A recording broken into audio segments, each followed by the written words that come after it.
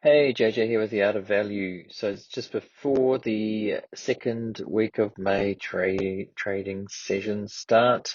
Try to say trading, but it's investing. I shouldn't say trading at all. But this is a trader. If you're on video on YouTube or Spotify video, you'll see there's a tweet from Peru Saxon. I think I've mentioned him before. And he had a tweet during the weekend, I think. He's in Hong Kong, I believe, so he's a similar time zone to me. I said high growth. I retweeted high growth tech company traders finding this market environment very difficult to navigate. I don't know. I think I might have put that on the Facebook group, not Twitter actually. But he says the relentless selling in growth stocks over the past week shows my assessment was wrong. Despite 70 to 80% declines, most growth stocks are still getting shot and declining more than the indices. Rising long rates hurting long duration. My timing of reinvestment was premature. So he's a high growth trader, trades in and out. I think quite often it seems these days, and dealing with quite reasonably high sums of money. And so he went in saying that the sort of bear market was over, he thought, but he did pick that it was a kind of incipient bubble for high growth stocks, emerging tech, we could say, the innovation stocks. And so he's kind of went in too early, he admits. And these are some of the kind of stocks. So this is a list of some of the stocks that have gone down more than 75%. There's quite a long list. This is only some of them because I can think of more. So we have stocks like C Limited, Zoom Video. I mean, these are big names. These are not like unknown stocks. Zoom Video down 75%. I think this was as of the end of last week. C Limited down 78%. Rivian down 82%. I'll talk nearly 83%. I'll talk about Rivian in a minute more. Roblox down 78. Roku down 79. Carvana down 87. So some of these are favorite retail stocks, retail investor stocks. UiPath, which is and Arc has UiPath. Down 80%, Wayfair down 80%. I mean, there's Robinhood down 87%, Toast down 70%, Affirm Holdings down nearly 85%, Upstart down 79%, Teladoc down nearly 80%, Peloton down nearly 87%. These are all very recognizable names, aren't they? Ginkgo Bioworks down 81%. What else? Wix.com down 76%, and quite a few. Stoneco, which is actually Kathy Wood and Berkshire Hathaway both invested in, down 87%. Beyond Meat down 76%. The list goes on and on. Fastly down 78%. Fiverr down 80%. Virgin Galactic down 87%. So these are huge drawdowns. This is like .com bubble level of drawdown. And so we also I noticed over the weekend, Bitcoin, which was obviously keeps trading over the weekend, 24 hours a day, took another dive over the weekend, and it's now down nearly 50% from all-time high. 49, nearly 50%. So it's been cut in half, and the date is interesting. The date where it started coming, the latest sustained drop started about the early November. So it's trading. It's dipped along with the Nasdaq index about the same time. So it's sort of trading like a Nasdaq stock or a tech stock rather than a currency or something, but or even a stable asset. So I just find it curious that it's hasn't been much of a hedge against what's happening in the wider tech market, we could say. And so the other thing, and Shopify is one of the ones that wasn't on that list, but is down nearly 78%. Shopify. So Shopify was one of these ones where even even value investors like Shopify, not the price, not the price at all, but the company itself. I've heard various value investors. I haven't looked really deeply into the company myself. I just always looked at it and thought, whoa, that's way too expensive. It's not, it cannot be justified that price, even though it was high growth, and it's come down quickly since the 19th of November. It dropped, so it sort of sustained, kept being the price rises kept being sustained throughout 2021, while other emerging innovation tech dropped from like last February. Shopify kept going, but it's finally given way, and it gave way fast. And what I saw, it's a tweet that I haven't got and I kind of lost, but somebody said perhaps look at Shopify for a preview of Tesla. And I don't know whether this is the case, but I saw this video by Dave Lee, who's a well-known Tesla. He makes Tesla videos every day, and he's huge, and he has this valuation out called Tesla Stock is Overvalued or Not, episode 597, if you want to watch that. And what came to mind, I said about that, Tesla investors have some quite bullish assumptions about the next 8 years as kind of their base case, which is fine, I guess. But when you look at what's happened with Shopify's share price lately, down 77%, don't you still have to be prepared for a big and lengthy drawdown at some stage?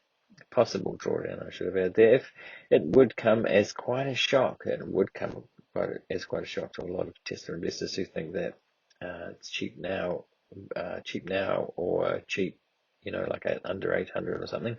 Even quite a few value investors I know, like Shopify, they just never the heroic share price before it crashed. I mean, I've seen a lot of respected value investors sort of admire Shopify, but just said I can't touch it with a price, and now we're 77% below. So, thinking about it in terms of Tesla, could that happen to Tesla? It could happen to Tesla, whether it's justified or not. It still could, and people would get a big shock if it came down that much for any reason whatsoever. And there are if you look at this video, there are a lot of assumptions being made over the next 8 years about things going perfectly, or not. Even if they don't go perfectly, getting to like $8 trillion, and they show how it can get to $8 trillion within the next 8 years. It very well might, but it could also dive 77% and for a lengthy period, and that would become as a great shock to a lot of people, I think. But we'll see, and it may not happen, but it could. Everything else, pretty much everything else has. So, in fact, there are a lot of investors who had both Shopify and Tesla, and do they get one very right and one very wrong? Maybe, or was it luck? Who knows? So, another thing that the tweet I saw was about Rivian. So will there be a bit more selling pressure coming to Rivian as lockup ends this week? Something to look forward to, but look at this week coming up. There's a tweet by David Faber who said Ford is selling 8 million of its Rivian shares through Goldman as insider lockup for stock of once high-flying EV maker expires tomorrow. Ford currently owns 102 million shares. Sources tell me JP Morgan is selling a $13 to $15 million share block for an unknown seller. Both blocks priced at $26.90. And then there's headlines. That was the tweet. There's headlines. I think this is CNBC, says Ford is selling 8 million shares of once high-flying EV maker, Rivian. Sources say. So I don't know if this is true. I'm just reporting what's been said as what's being reported. So we'll see this week. It's going to be an interesting week with Rivian. And so the key points being Ford is selling 8 million shares in the insider lockup ends. And Ford will be selling the shares through Goldman Sachs. Okay. JP Morgan Chase also plans to sell a Rivian share block of between 13 million and 15 million for an unknown seller, sources say. Sources told Faber. Well, that's the same guy, David Faber. Okay. I get it. So there's another article that I think, who put this on, who retweeted this, I think, Jim Chanos actually tweeted this, famous short seller. Ford and another unnamed investor reportedly plan to dump up to 20 million Rivian shares. So that's a headline there, up to 20 million shares. So this week's going to be interesting for the Rivian share price. We'll see what happens. And some good news. I think it's good news. So I think late last week I saw some insider buying. So Daniel Ek, and I've seen various comments about this. Daniel Ek tweeted, I've always been vocal about my strong belief in Spotify and what we are building. So I'm putting that belief into action this week by investing 50 million in Spot. I believe our best days are ahead. So personally, it's not saying there's not buybacks. Presumably buybacks would be a lot more. While I'm not required to disclose these purchases because of our foreign company status, I thought it was important for shareholders to know. So he's basically saying he's putting his money where his mouth is, $50 million of personal money at a time when the shares have dropped hugely. So it's kind of the first insider buying, significant insider buying I've seen in this huge crash. Let's call it a crash in tech stocks, and more like a media stock. And of course, I did that episode about. He talked about comparing Netflix to Spotify and saying it wasn't a great comparison considering. So it's good to see. I think it's good to see. And people were cynically saying online that it's just like trying to pump the share price up and a bit of a, rather than just trying to hold the share price up and sort of at this time. But I really don't think it's that. And sort of like a cheap marketing ploy. So 50 million is kind of cheap, reasonably cheap marketing ploy for Spotify to boost and support its share price. But after hearing Daniel Ek talk a lot over the last few years, I don't think that would actually be the case. I think he does. It's truthful what he's saying there. But we'll see. As usual, we'll see how that all plays out. And I think somebody mentioned why doesn't the company do buybacks if they think, if to support it? Why doesn't just his relatively small 50 million? Why don't the company do buybacks? And I just said, well, it's obvious the company at this stage, they're reinvesting for growth. It would be kind of a bad, I think it would be a bad allocation of capital to have buybacks at this stage. You see companies like Google and Apple buying back quite big now. They're much older. They're gushing cash. So it's when, Spotify's going for market share, global growth. They want to get to 1 billion users. Why would they buy back instead of reinvesting all that they can back into growth? And then later on, when the cash flow is gushing, that's when it's possible. When there's no better use for that cash. Even like Berkshire hasn't done many buybacks, but they are kind of now, because in the last couple of years their share price was, as they saw it, under intrinsic value, and they couldn't think of any better use for that money in terms of other investments. But obviously Spotify's got a lot to invest in, building out their podcasting and all sorts. So it would just be a bad use of capital, I think. Anyway, that's all for today. Like and subscribe on YouTube and Spotify.